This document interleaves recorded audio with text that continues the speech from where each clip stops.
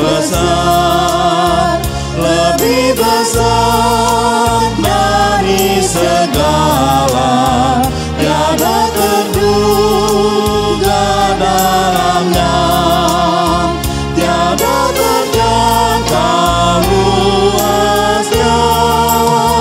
Ya Yesus, kasih-Mu besar, lebih besar dari segala, hidup kekal Engkau beri, dan aku hidup berseri. Dalam doa aku bersyukur atas limpah kasih-Mu. Ajar aku mengasihi-Mu dan sesama manusia.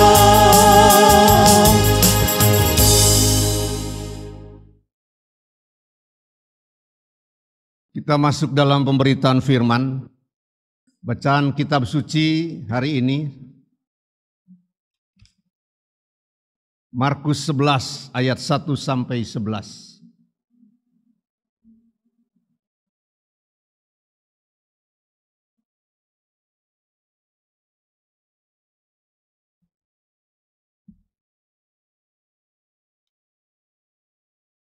Mari berdoa, saudara-saudara. Dengan penuh syukur, dengan penuh sukacita, kami hampiri hadirat-Mu yang kudus, ya Allah, di dalam Tuhan Yesus Kristus, sumber segala firman, sumber segala kebenaran. Firman-Mu kami yakin akan meneguhkan hati kami di tengah-tengah berbagai-bagai goncangan kehidupan, kesulitan dan tantangan hidup. Karena itu biarkanlah Roh-Mu yang kudus mengalir di tempat ini, mengaliri hati kami, diri kami masing-masing, supaya ada sukacita yang penuh dalam setiap hati kami, ya Tuhan, mendengarkan sabda-Mu. Dan biarkanlah Roh-Mu itu memampukan kami, mewujudkannya dalam hidup kami. Di sanalah sumber kekuatan, bahkan sumber sukacita kami. Di dalam Tuhan Yesus Kristus. Amin. Saya bacakan bagi kita sekalian Markus 11 ayat 1 sampai 11. LAI memberi judul Yesus dielu-elukan di Yerusalem.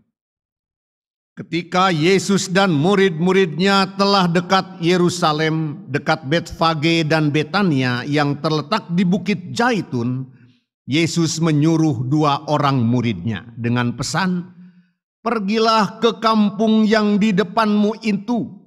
Pada waktu kamu masuk di situ, kamu akan segera menemukan seekor keledai muda tertambat yang belum pernah ditunggangi orang. Lepaskan keledai itu dan bawalah kemari. Dan jika ada orang mengatakan kepadamu, 'Mengapa kamu lakukan itu?' jawablah, 'Tuhan memerlukannya. Ia akan segera mengembalikannya ke sini.' Mereka pun pergi dan menemukan seekor keledai muda tertambat di depan pintu di luar, di pinggir jalan, lalu melepaskannya. Dan beberapa orang yang ada di situ berkata kepada mereka, 'Apa maksudnya kamu melepaskan keledai itu?' Lalu mereka menjawab seperti yang sudah dikatakan Yesus. Maka orang-orang itu membiarkan mereka.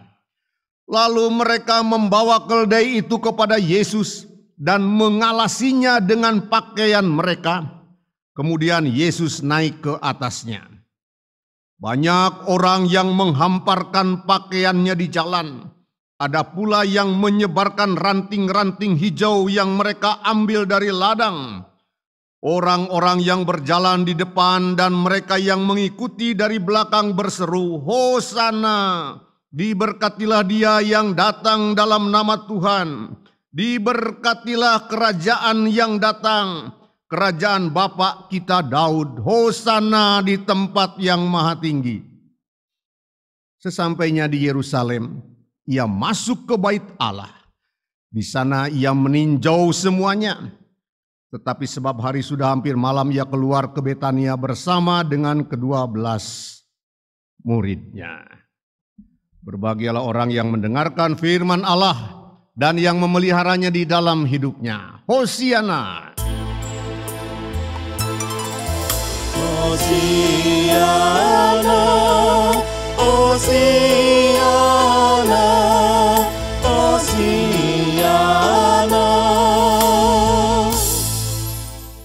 Salam, selamat hari Minggu. Berkat dan berkat Tuhan bagi kita sekalian. Saudara-saudaraku yang dikasihi Tuhan, hari ini di jemaat Tuhan di sini, di tengah-tengah persekutuan kita boleh merayakan pesta iman. Berupa apa Bapak Ibu Saudara? Ada pemilihan majelis jemaat periode pelayanan ke depan, 4 tahun ke depan, Saudara. Bapak Ibu Saudara tidak lupakan membawa surat suara bagi anggota SIDI. Bapak Ibu Saudara, panitia telah dibentuk bersama majelis jemaat.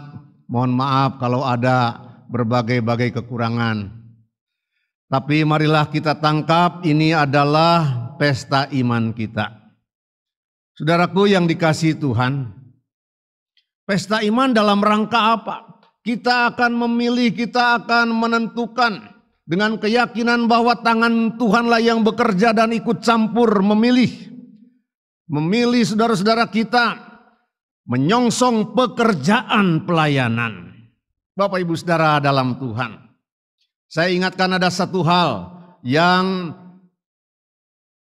menjadi kelebihan kita sebagai manusia, yaitu bahwa kita beda dengan makhluk yang lain. Kita diaku oleh Tuhan menjadi sahabat-sahabatnya dan kawan-kawan sekerjanya. Kita menerima mandat dari Allah untuk bekerja dan berkarya di tengah-tengah kehidupan ini. Bersama dengan Allah menghadirkan salam damai sejahtera. Secara khusus di tengah-tengah perjalanan penata layanan jemaat. Saudaraku dalam Tuhan, satu hal yang harus kita sekalian ingat-ingat berkaitan dengan kesiapan bekerja, saudara, sebagai manusia. Sebab di dalam diri yang namanya manusia ada kecenderungan, ini ada kecenderungan Bapak Ibu Saudara, yang bisa menjadi semacam kekurangan atau bisa dikatakan juga penyakit dari manusia, yaitu menyangka dirinya paling benar. Menyangka dirinya paling pandai. Menyangka oleh karena itu pendapatnya saja yang terbaik dan lalu tidak mau mendengar. Saudara-saudaraku yang dikasihi Tuhan, kita lihat lagi tadi nats pembimbing kita, menghampiri untuk mendengar adalah lebih baik daripada gitu ya. Menghampiri untuk mendengar. Jadi mendengar adalah sesuatu yang baik, sesuatu yang berharga. Maka Bapak Ibu Saudara, ada orang mengatakan sukses tidaknya menjadi seorang pelayan majelis jemaat misalnya adalah bagaimana dia menghadirkan diri, apakah dia menjadi pribadi yang lebih banyak memberikan telinganya atau lebih banyak memberikan mulutnya. Ntar dulu Pak, mulut kan hanya satu, telinga pun hanya dua, masa mau diberikan, maksudnya ngerti mungkin kita ya. Yang biasanya berhasil dalam pelayanan adalah orang yang memberikan memberikan telinganya berarti sedia mendengar. Lebih banyak memberikan mulut berarti lebih banyak memerintah, maksudnya begitu Bapak Ibu Saudara. Bapak Ibu Saudara dalam Tuhan, menyangka dirinya benar, ini berbahaya. Saudaraku dalam Tuhan, ada seorang yang bernama Hitler di Eropa. Zaman dulu, tahun 40-an, tahun 30-an, menjadi penguasa di sana, menyangka dirinya, menyangka pendapatnya benar bahwa yang namanya suku ras Arya Jerman adalah bangsa atau suku pilihan. maka suku-suku lain, bangsa-bangsa lain lebih rendah derajatnya. Dan ini lagi yang berbahaya. Ia menyangka dan itu ia yakini benar bahwa yang namanya orang-orang Yahudi, bangsa Yahudi itu adalah pembawa penyakit. Dari sononya, maka harus dimusnahkan. Dan apa yang terjadi? Kurang lebih menurut data sejarah 6 juta orang Yahudi dibantai pada Perang Dunia Kedua. Mengerikan, saudara. Saudara-saudaraku dalam nama Tuhan, di Tiongkok selama kurang lebih 1000 tahun ada kebiasaan yang disangka benar. Mungkin juga sampai sekarang masih ada. Yaitu kaum bangsawan kelas menengah ke atas, perempuannya yang masih kecil, yang masih muda, kakinya dibebat, dilipat, diikat supaya mengecil. Jari-jarinya terlipat. Bisa dibayangkan betapa sakitnya. Dan bisa dibayangkan apa jadinya nanti. Pasti dia akan menjadi seorang yang tidak bisa jalan dengan baik. Tapi pendapat ini mengatakan bahwa semakin kecil kaki, semakin jelek kaki si anak perempuan, semakin cantik, semakin seksi. Katanya, ngeri ya. Syukur puji Tuhan, sedikit demi sedikit kebiasaan itu sekarang sudah mulai sirna, Bapak Ibu Saudara. Karena perempuan-perempuan yang kecil kakinya, yang terlipat kakinya, yang tidak bisa jalan, gak perlu berjalan, toh mereka ditandu katanya. Mereka adalah yang berhak dengan kekayaan dan seterusnya. Pendapat yang sangat keliru. Saudara-saudara dalam Tuhan Yesus Kristus, bacaan kita berkata-kata bercerita tentang Yesus masuk ke Yerusalem. Tuhan Yesus masuk ke Yerusalem. Bagaimana situasi dan suasananya Bapak Ibu Saudara? Kondisi sosial ekonomi pada waktu itu, masyarakat bangsa Israel sedang tertekan karena penjajahan. Hidup serba susah, serba sulit, serba miskin, serba kekurangan, serba kelaparan. Sudah dalam Tuhan. Tertekan. Sebagai bangsa mereka tertindas, sebagai bangsa mereka merasa terlecehkan dan dipermalukan. Lalu dalam situasi seperti itu, di tengah-tengah suasana duka, susah karena penjajahan, datanglah seorang yang bernama Yesus. Mereka menyebutnya rabi, mereka menyebutnya guru agama, mengajar dengan baik, dengan kuasa, mengajar dengan memikat hati. Karena pengajarannya begitu jelas, enak didengar. Maka berbondong-bondong orang mendengar dan mengikutinya. Ia juga membuat berbagai mukjizat. Saudara-saudara dalam tanda Tuhan, dalam nama Tuhan. Lalu apa yang kemudian terjadi? Yesus menjadi harapan. Oh, inilah dia Sang Mesias. Oh, inilah dia yang akan membebaskan Israel. Kira-kira seperti itu. Oh, inilah dia yang dinantikan, dinubuatkan oleh para nabi. Lalu oleh karena itu dalam bacaan kita, ketika Yesus masuk ke Yerusalem, terdengarlah kata Hosana. Saudara, Hosana. Diberkatilah dia yang datang dalam nama Tuhan. Hosana bagi anak Daud. Hosana artinya bisa berarti atau berarti pada waktu itu, Hosana engkaulah satu-satunya harapan kami. Hosana satu-satunya engkaulah yang akan bisa menolong kami. Hosana engkaulah Mesias, penyelamat yang dinubuatkan nabi-nabi, pembebas Israel. Hosana engkaulah yang akan mengusir penjajah. Kami siap berjalan dan berbaris di belakangmu. Hosana untuk membinasakan musuh-musuh Israel. Bapak Ibu Saudara, Engkaulah yang akan mengangkat kami kepada kemuliaan. Hosana, Engkaulah yang akan membawa kami kembali kepada kejayaan seperti zaman bapak kita Raja Daud zaman dulu. Saudaraku, dan Tuhan Yesus tahu hal inilah yang akan segera terjadi. Saudara dalam Tuhan. Dan ini bisa menjadi salah sangka. Bisa jadi salah. Bisa jadi keliru. Betul. Ia datang sebagai Raja Israel, penyelamat dan pembebas Israel. Tapi bukan seperti apa yang mereka harap bayangkan. Karena harapan dan bayangan mereka semata-mata itu adalah tuntutan kebutuhan fisik mereka. Saudara dalam Tuhan, oleh karena itu apa yang terjadi dalam bacaan kita? Kalaulah Yesus seperti yang mereka harapkan, ia akan menyuruh mengambil seekor kuda yang besar ya. Dengan meminta baju kebesaran dikasih enggak, pasti banyak yang ngasih Bapak Ibu Saudara.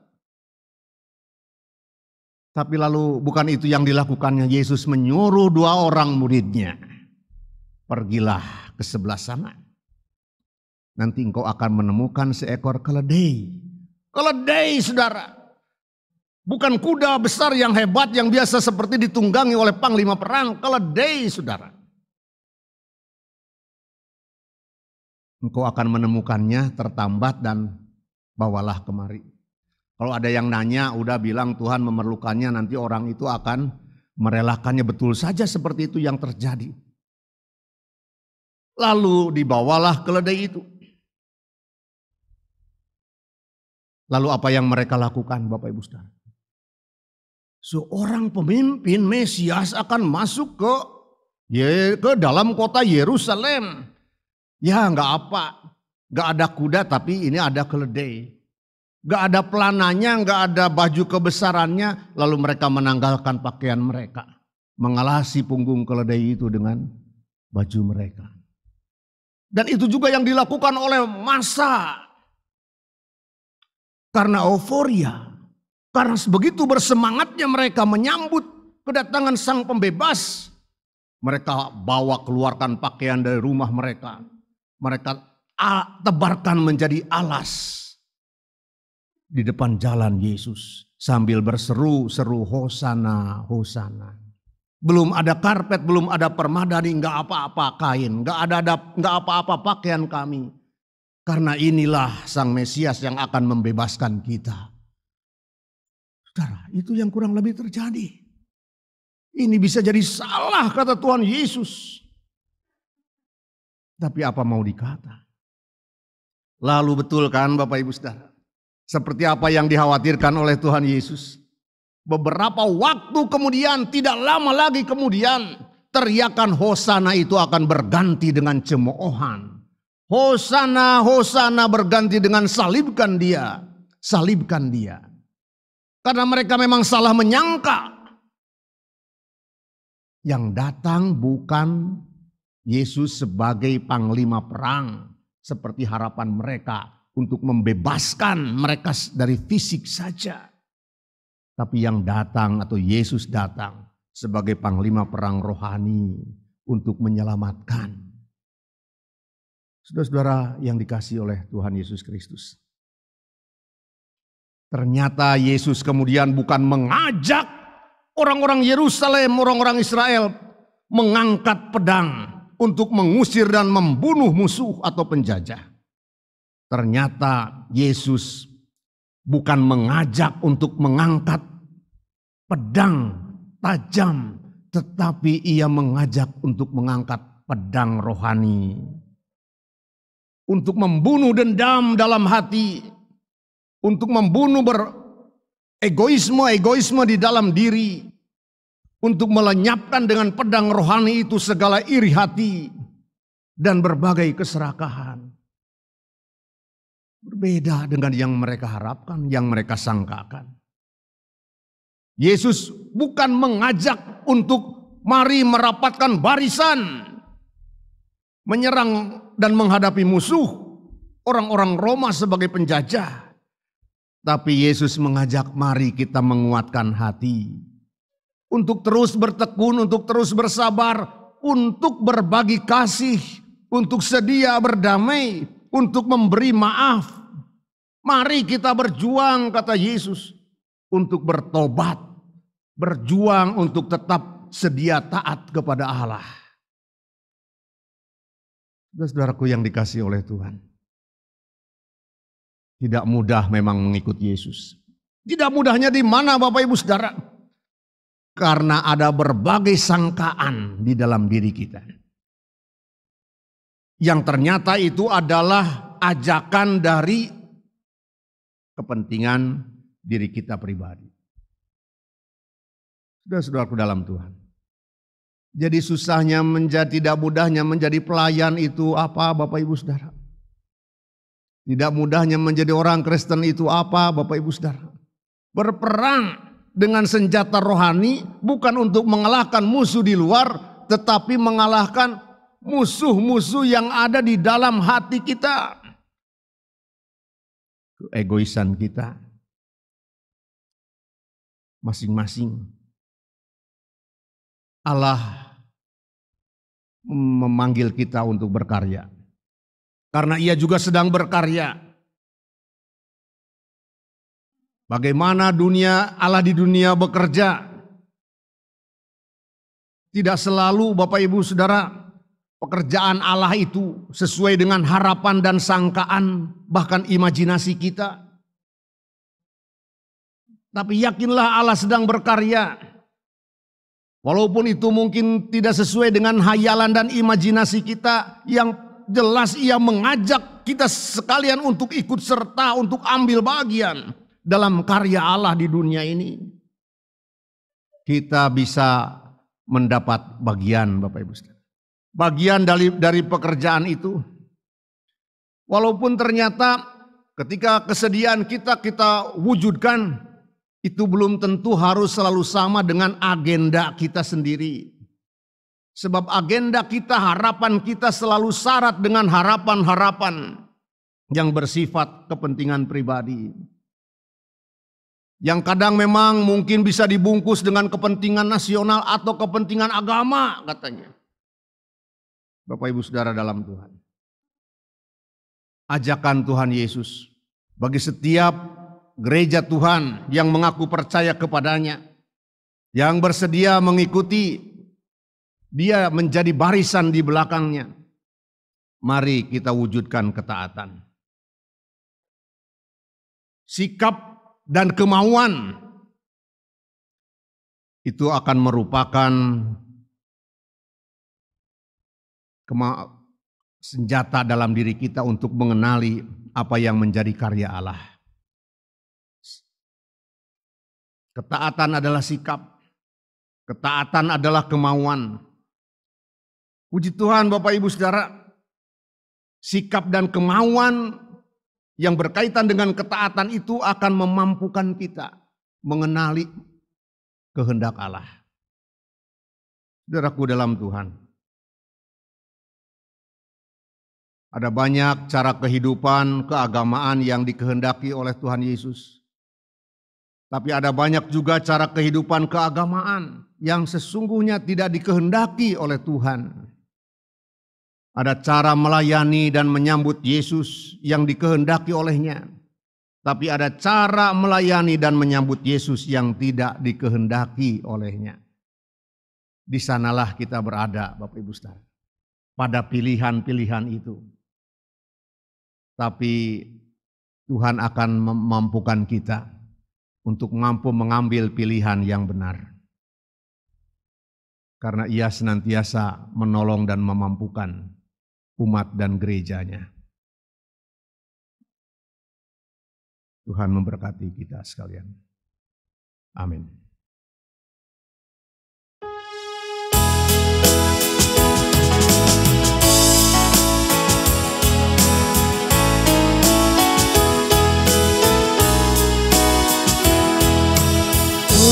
Mau berjalan dengan juru selamatku di lembah